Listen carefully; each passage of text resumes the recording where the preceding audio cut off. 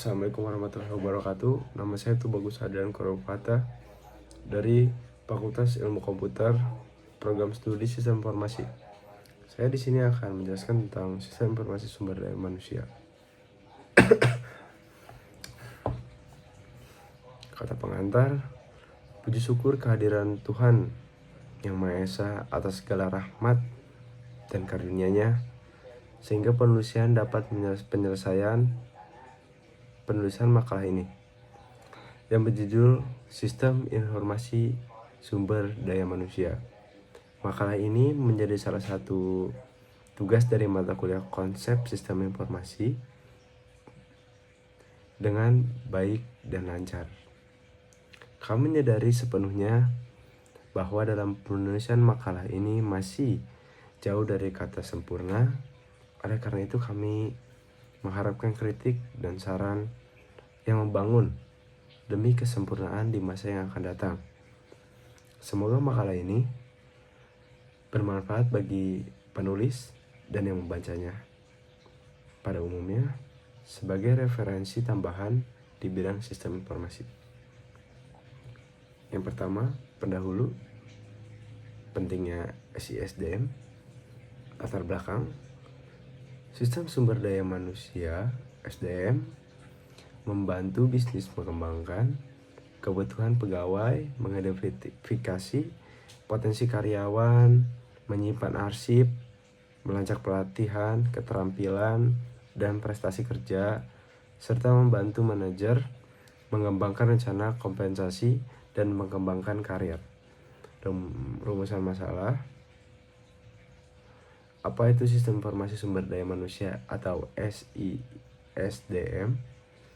Apa fungsi dan kegiatan utama SISDM? Bagaimana arus sumber daya personal? Bagaimana model SISDM? Tujuannya memenuhi tugas mata kuliah sistem informasi manajemen, melatih mahasiswa aktif mencari materi SISDM, menambahkan wawasan tentang SISDM itu tersebut. Memahami sistem informasi sumber daya manusia atau SISDM. Yang pertama adalah definisi SISDM, sistem yang mengumpulkan dan memelihara dan mengembangkan data SDM. Menjadi informasi untuk mengambil keputusan ini mencakup kebutuhan pegawai, perekrutan dan pengelolaan hingga pemberhentian. Yang kedua, integrasi MSDM dan TI. SISDM adalah pertemuan manajemen SDM dan teknologi informasi mengaplikasikan TI ke aktivitas MSDM seperti perencanaan dan pemrosesan data terstandarisasi dalam aplikasi ERP. Yang ketiga, basis data universal. Sistem ERP mengintegrasikan informasi dari berbagai aplikasi ke dalam satu basis data universal, memungkinkan fleksibilitas namun dengan aturan yang kaku. Karakteristik dan sumber informasi SISDM. Karakteristik informasi ada tepat waktu, akurat, ringkas, relevan, dan lengkap. Yang pertama, sumber informasi SISDM seperti belangko atau lamaran dirancang untuk mengumpulkan informasi relevan seperti pendidikan dan keahlian pegawai tersebut. Evaluasi penting seperti memutakhirkan keahlian, bakat kinerja, dan potensi pertumbuhan karyawan secara periodik dan terstruktur. Maklumat dan perubahan personalia.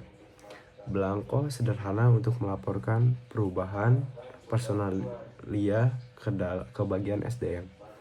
Tindakan pendisiplinan. Informasi tindakan disiplin formal yang diperlukan dalam SISDM. Daftar gaji, riwayat gaji, karyawan, termasuk gaji dasar, kenaikan bonus, dan penghargaan. Komponen dan fungsi utama SISDM. Fungsi masukan, memasukkan informasi personalia dalam sistem, mengumpulkan data seperti siapa, kapan, dan bagaimana data diproses dari dokumenter ke komputer. Fungsi pemrosesan, fungsinya memperbarui dan menambahkan data baru ke basis data.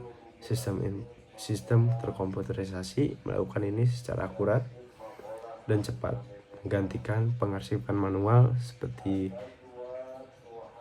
seperti pembukuan atau yang lain-lain dan banyaknya.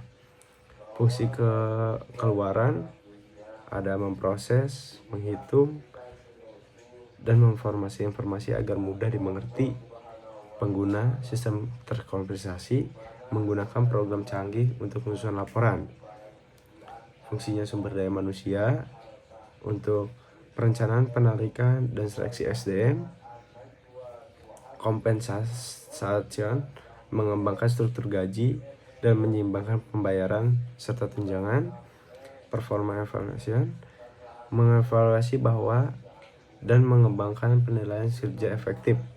Training, menciptakan programan pelatihan efektif bagi karyawan baru dan lama.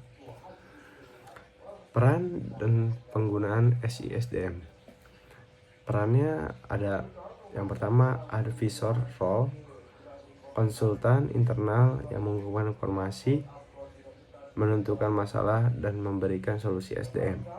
Service role, melakukan aktivitas pelayanan langsung kepada manajer seperti penarikan dan pelatihan.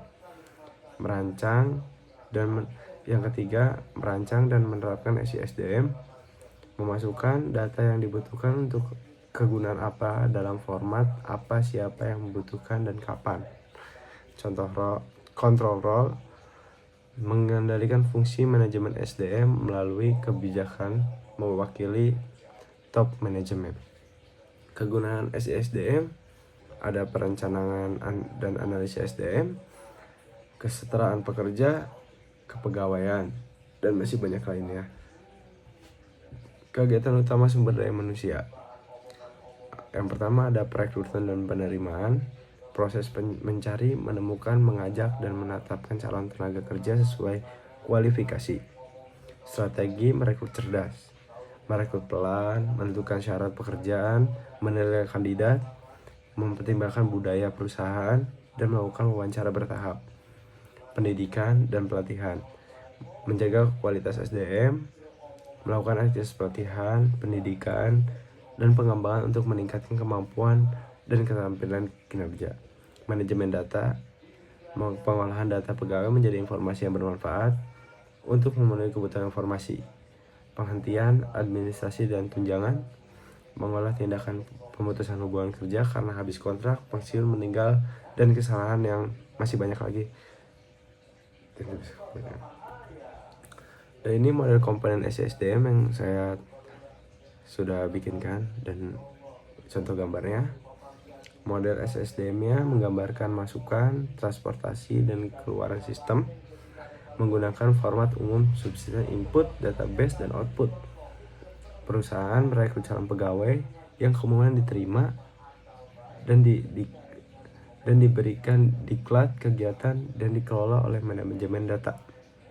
Sebagai ini ada subsistem input, sistem informasi data personal, sistem penilaian SDM, subsistem injek SDM, database SSDM, ada isi database, lokasi database SDM, perangkat lunak, manajemen, dan subsistem output, perencanaan angkat kerja, perekrutan, manajemen, angkat kerja, kompensasi, dan benefit yang dia dapat. Cukup sekian dari saya, kurang lebihnya mohon maaf. Wassalamualaikum warahmatullahi wabarakatuh. Saya pamit.